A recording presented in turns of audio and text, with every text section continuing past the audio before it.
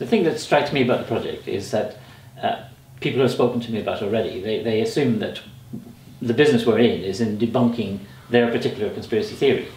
And I've been frantically trying to persuade them that what we're interested in is really the kind of natural history of conspiracy theories, because they're a very pervasive phenomenon, and sometimes they're right. Yeah. I mean, for example, if you look at the 9/11 case, there are a lot of interesting, speculative, rather wild conspiracy theories about it. But the official American government explanation of the 9/11 attacks is actually also a conspiracy theory. We happen to believe that it's probably true, but nevertheless, it is also it's a theory about how people conspired in order to do something terrible. Yeah.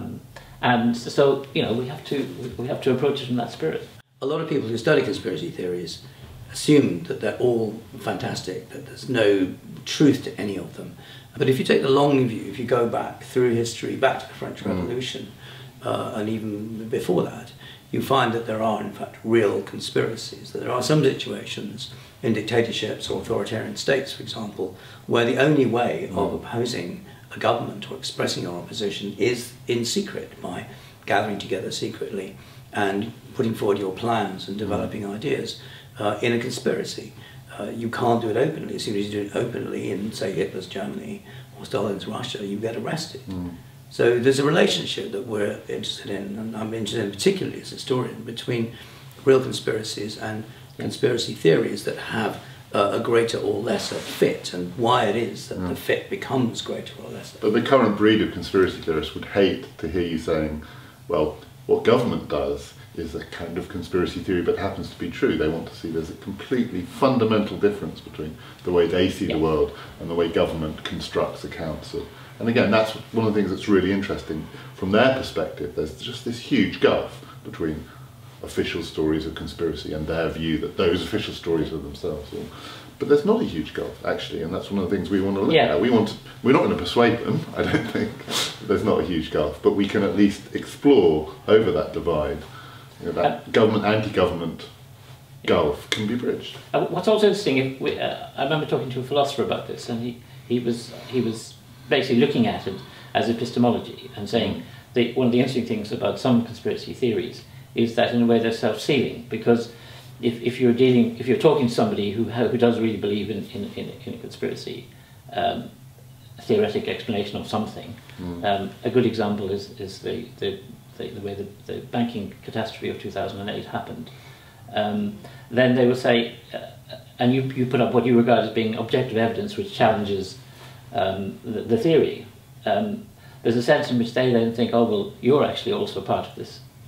You're also part of the conspiracy too. So they're epistemologically self-sealing in a way, and that makes them complicated and interesting and difficult to address. A lot of conspiracy theories are not falsifiable.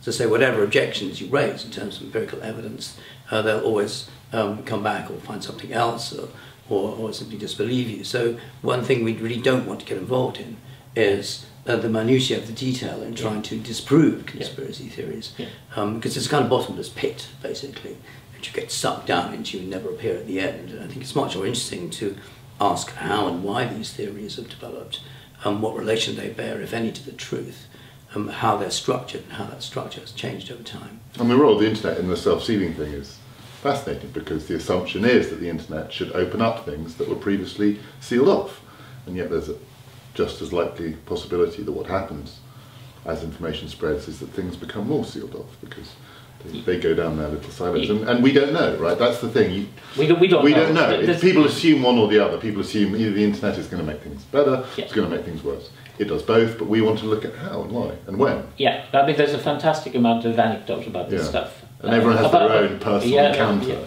And there are people like Cass Sunstein who've developed quite elaborate theories about the internet actually facilitating what he calls digital echo chambers, where people only hear their own voices or the voices they approve of and so on.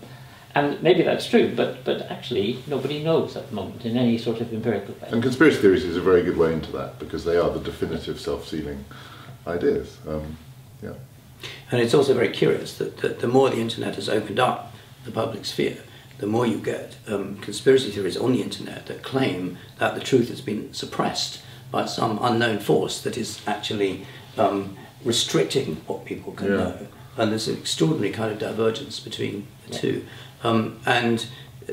What's really interesting about this, one of the many interesting things about this project, is that you can bounce that sort of development back against history, and you can look at the way in which these relationships have developed over the past 200 years. For example, there's an argument that you find among American historians that conspiracy theory is built into American political culture, because it all starts in 1776 with the founding fathers thinking there's a conspiracy in London to deprive Americans of their rights, and so it's much more acceptable in America.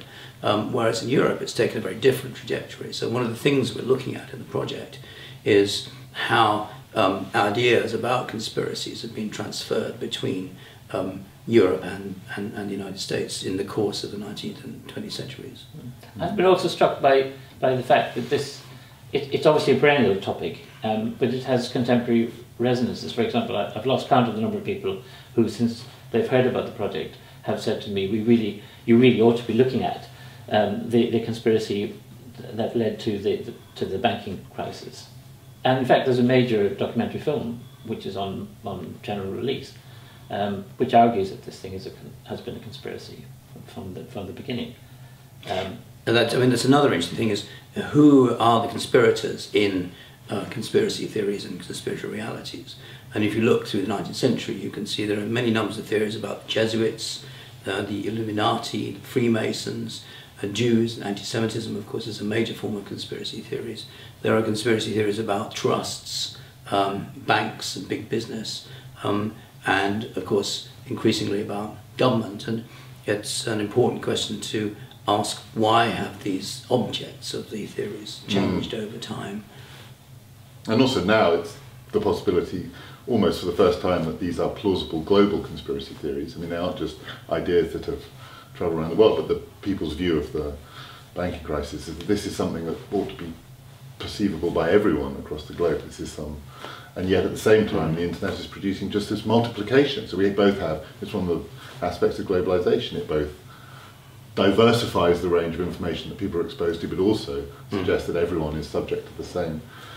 But also the banking and sovereign debt crisis that resulted from it, and the conspiracy theoretic explanations of that, also fueled distrust in our democratic systems. I mean, many people think that what the banking crisis shows is that democracy is essentially impotent. Yeah, that you can't trust government. Yeah, absolutely.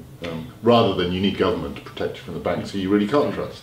And that dynamic is very unstable at the moment, I think. And what we're doing now at the moment, of course, is throwing out ideas, and we'll have 6 postdoctoral research fellows who will be working on different aspects of the project, pursuing their own projects, but also meeting regularly to try and develop some general theories and general hypotheses. But not conspiring against us, of course. I hope not. No. And it runs for 5 years, and one thing you can be sure of is that in 5 years' time, a conspiracy theory will develop. Maybe one we put out there, probably not. But something we couldn't have possibly conceived now. 5 years in the current information technology age is an eternity. And over that 5 years, it'll be very interesting to track this ongoing story about mistrust of government and of banks and of global conspiracies, national conspiracies. It'll change in 5 years, and we'll track it.